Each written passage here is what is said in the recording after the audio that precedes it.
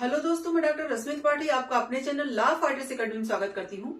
दोस्तों, आज के सेशन में जो मैं केस लेके आई हूँ वह सुप्रीम कोर्ट का लेटेस्ट केस है और आज के केस का जो मुद्दा है वह वसीयत को लेके है, यानी वसीयत की वैधता पे कुछ प्रश्न उठे थे।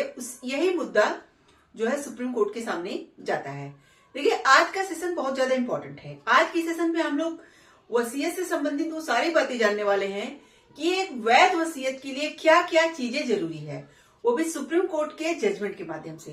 तो चलिए हम लोग अपना सेशन स्टार्ट करते हैं और इस केस को, इस मुद्दे को विस्तार से जानते हैं। जैसे कि जो ये केस रहता है, केस के फैक्ट कुछ यूं रहते हैं कि एक पर्सन थे जिन्होंने जो है वसीयत किया हुआ था। तो वसीयत थी उनकी और उन्होंने अपनी, जैसे शायद उन्होंने 2 शादियां वगैरह किया था, तो पहली बीबी के नाम उन्होंने जो वसीयत किया था, तो उसी वसीयत को लेके विवाद खड़ा हुआ था, उसकी वैधता को लेके कि यह वसीयत वैध भी है या नहीं है। तो जैसा कि जब मामला लोअर कोर्ट में जाता है तो लोअर कोर्ट ने कई सारे कारणों से जो है इस वसीयत की वैधता को खारिज कर दिया और कहा कि यह वसीयत वैध ही नहीं है। तब देखिए मामला जाता है हाई कोर्ट में। हाई कोर्ट ने भी यही किया था, कई ऐसी बातों को ध्यान दिया और उन्होंने भी कहा कि यह जो है वसीयत ठीक नहीं है क्योंकि यह सही रूप से सत्यापित नहीं हो पा रही है। तो देखिए, तब जो अपील करता थे वो अपनी अपील लेकर के जो है कहाँ जाते हैं, सुप्रीम कोर्ट जाते हैं। तो चलिए हम लोग जानते हैं कि इस केस का नाम क्या था और सुप्रीम कोर्ट में कौन से जज बैठे थे जो इस केस की सुनवाई कर रहे थे और उन्होंने अपने जजमेंट में क्या बातें कही। जैसा कि सुप्रीम कोर्ट में 2 जजों की खंडपीठ बैठी थी जो इस केस की सुनवाई कर रही थी। जस्टिस सीटी रवि कुमार और जस्टिस राजेश बिंदल की पीठ थी। तो जब उन दोनों लोगों ने सारे मामलों को जाना और समझा, तो चलिए हम लोग देखते हैं कि वसीयत को लेकर के क्या बातें होनी चाहिए, कैसे इसकी वैधता को प्रूफ किया जाता है, ये सब बातें कोर्ट बताती है। तो चलिए हम लोग इसको विस्तार से देखते हैं कोर्ट के जजमेंट के द्वारा। जैसा कि कोर्ट ने कहा कि वसीयत का पंजीकरण मात्र से यह वैध नहीं हो जाती जब तक कि उसे भारतीय उत्तराधिकार अधिनियम की धारा 63 और साक्ष्य अधिनियम का सेक्शन 68 की आवश्यकताओं के अनुसार साबित न किया जाए। देखिए, यहाँ पे सुप्रीम कोर्ट ने क्या कहा कि कोई भी वसीयत ऐसे ही वैध नहीं मान ली जाती कि किसी ने वसीयत कर दिया तो आप उसे वैध मान लीजिए। वसीयत की वैधता के लिए उन्होंने कहा कि जो भारतीय उत्तराधिकार अधिनियम होता है उसका जो सेक्शन 63 होता है वह जो बातें करती है उसे होने चाहिए। उसके साथ ही साथ जो एविडेंस एक्ट का सेक्शन 68 यानी 68 होता है उसकी भी जो बातें कहता है, उन दोनों बातों को लेके चलते हुए वसीयत की वैधता को सही माना जाता है। जब ये दोनों धाराएं जब जो बातें कहती हैं वो बातें प्रूफ हो जाती हैं तब वसीयत वैध मानी जाती है, ऐसा सुप्रीम कोर्ट का यहाँ कहना था। देखिए, चलिए हम लोग थोड़ा सा जान लेते हैं कि भारतीय उत्तराधिकार अधिनियम का जो सेक्शन 63 है और एविडेंस एक्ट का जो सेक्शन 68 है वो क्या कहता है। जैसा कि देखिए, दोनों सेक्शन में गवाहों से संबंधित बातें कही गई हैं। जो एविडेंस एक्ट है वो कहता है कि कोई एक गवाह तो ऐसा होना चाहिए जो कि जिसके बारे में पूरा जांचा परखा गया हो, कि वो वसीयत के बारे में सब जानता था और उसने देखा था कि हाँ, वसीयत जिसने लिखा उसने जो है सही वसीयत बनाई। यानी कि एक गवाह मतलब कि जांच और सत्यापन के द्वारा सही पाया जाए। और जो हमारा हिंदू उत्तराधिकार अधिनियम की धारा 63 है वो यह कहती है कि 2 गवाह होने चाहिए, व्यक्ति जो है स्वस्थ माइंड से जो है जो भी वसीयत बनाया है उसकी नॉलेज में होना चाहिए, मतलब ऐसी कई चीजें बताती है। तो देखिए, यहाँ पे जब दोनों चीजें पूर्ण रूप से साबित हो जाती हैं तभी कहा जाता है कि जो वसीयत है वो वैध वसीयत थी। अब देखिए, चलिए देखते हैं आगे कोर्ट ने क्या कहा।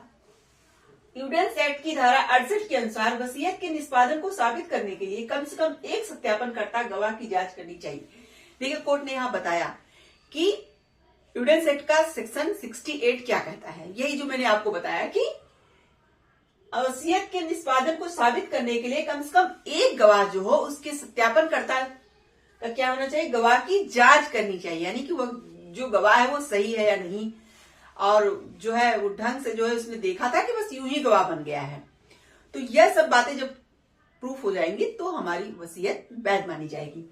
आगे यहाँ कोर्ट कहता है, कोर्ट ने अपने ही सुप्रीम कोर्ट के ही कुछ केसों का हवाला दिया, जैसे कि मोटरू नलिनीकांड केस था एक, जो अभी हाल ही का केस था, उसका हवाला दिया और एक केस का हवाला दिया। ऐसे कई केसों के हवाले दिए सुप्रीम कोर्ट के, और कहा कि इन सब में यही बातें कही गई हैं कि इसकी वैधता के लिए दो चीजें साबित होना, मतलब दो सेक्शन जो है हिंदू उत्तराधिकार अधिनियम का एक सेक्शन और एविडेंस एक्ट का एक सेक्शन, ये दोनों सेक्शन की बातें प्रूफ होनी चाहिए।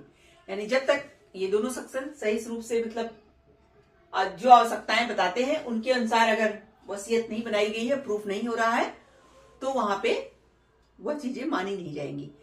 फिर चलिए देखते हैं आगे कोर्ट ने क्या कहा।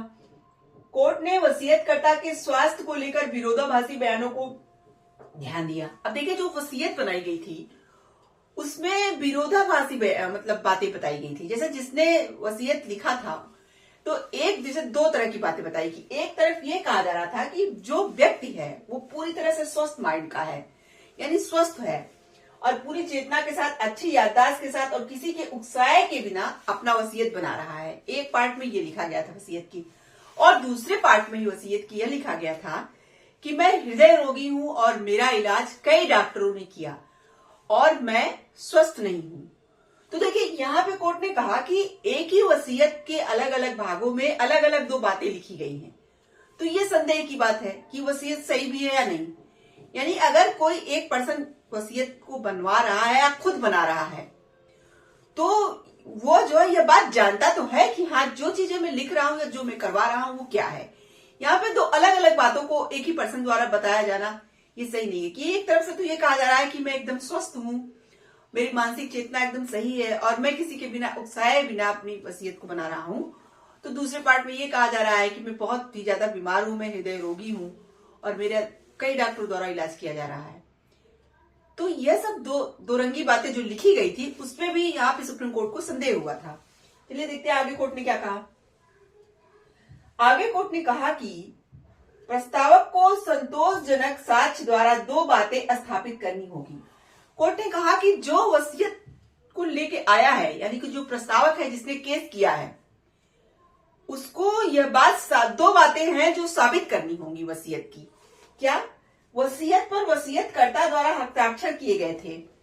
यानी कि मान लीजिए वसीयत उसने खुद न बनाई हो, किसी और से ही बनवाई हो। इस केस में यही था कि उस पर्सन ने खुद वसीयत नहीं बनाया था, तो खुद वसीयत नहीं बनाया था तो जैसे दूसरे से ही बनवाया हो, तो यहाँ पे कोर्ट ने कहा कि वसीयतकर्ता के हस्ताक्षर होने चाहिए। दूसरा क्या होना चाहिए?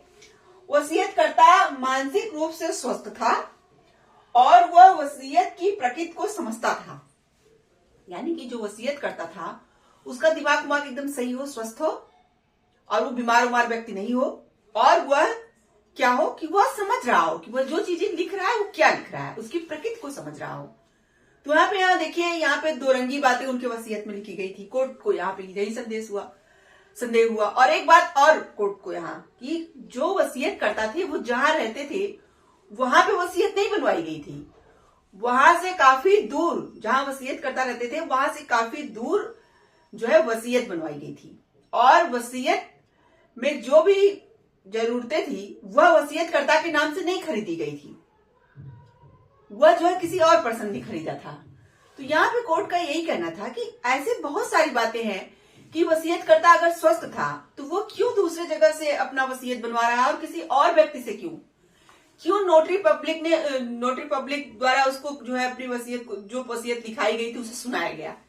ये सब कई ऐसे मुद्दे थे जो इस केस में संदेह पैदा कर रहे थे कि वह वसीयत वैध भी है या नहीं। देखिए, और कोर्ट ने कहा कि अगर वसीयतकर्ता स्वस्थ था तो वह खुद वसीयत मतलब लिख सकता था, पर इस केस में उसे कहा गया है कि नोटरी पब्लिक द्वारा उसे जो है वसीयत सुनाया गया, जो लिखा गया था। तो यह बात कोर्ट ने कहा कि मुझे समझ में नहीं आई। अगर पर्सन स्वस्थ था तो वो खुद वसीयत बना सकता था। तो यहाँ संदेह, मतलब इस केस में वसीयत को लेके जो वसीयत बनाई गई थी उसमें कई सारे संदेह थे। यहाँ पे सुप्रीम कोर्ट ने कहा कि मतलब हाई कोर्ट ने और लोअर कोर्ट ने जो भी बातें ध्यान दी है तो उन्होंने सही ध्यान दिया होगा। उन्होंने कहा कि जो गवाह का सत्यापन वाली बात थी वहां यह भी प्रूफ नहीं हुआ। जो गवाह इन लोगों ने लाया था वह उस पर्सन को जानते ही नहीं थे जिन्हें उन्होंने वसीयत बनाया। यानी वह गवाह वहां का था जहां जैसे दूर वसीयत बनवाई गई थी जाकर के, तो वहां का वो गवाह था, तो वह उस पर्सन को जानता भी नहीं था। जो वसीयत करता थे उसको गवाह जानता ही नहीं था जब जांच वगैरह करवाई गई। तो वही कोर्ट ने कहा कि यहाँ जो गवाह मतलब दिया जा रहा है वो गवाह भी सही नहीं है। यानी कई ऐसी चीजें थी जो ये बात मतलब प्रूफ ही नहीं कर रही थी कि वसीयत सही है। तब यहाँ पे सुप्रीम कोर्ट ने क्या किया, सुप्रीम कोर्ट ने कहा कि लोअर कोर्ट और हाई कोर्ट ने जो भी अपना जजमेंट दिया है, मुझे नहीं समझ में आता कि इसमें कोई हस्तक्षेप करने की बात है। यह बहुत सही मतलब उनका जजमेंट था। और सुप्रीम कोर्ट ने यहाँ पे जो है अपील जो की गई थी उसको खारिज कर दिया, अपील को स्वीकार नहीं किया। अब चलिए थोड़ा सा केस का नाम हम लोग जान ले। केस का नाम था लीला एवं अन्य बनाम मुरुगनथम एवं अन्य, 2025 का केस है, ये सिविल वाद है। तो ये था सुप्रीम कोर्ट का वसीयत को लेकर के पूरी जानकारी। देखिए वसीयत को लेकर यहाँ पे सुप्रीम कोर्ट ने जो बातें बताई, तो वो एक वैध वसीयत को प्रूव करने के लिए ये सब बातें बहुत जरूरी हैं, जो कि एविडेंस एक्ट का सेक्शन 68 जो कहता है और भारतीय उत्तराधिकार अधिनियम की धारा 63 जो कहती है, उसके अनुसार अगर आपकी वसीयत प्रूफ हो जाती है तो वैध वसीयत मानी जाएगी, नहीं तो उसे वैध वसीयत नहीं माना जाएगा। तो आशा करते हैं कि आज का सेशन आपको पसंद आया होगा। आप मेरे चैनल को लाइक कीजिए, सब्सक्राइब कीजिए, शेयर कीजिए, बेल आइकन को दबाइए, जिससे ऐसे नए नए केसों और जानकारी में आपको अवगत कराती रहूं। तो थैंक यू वेरी मच।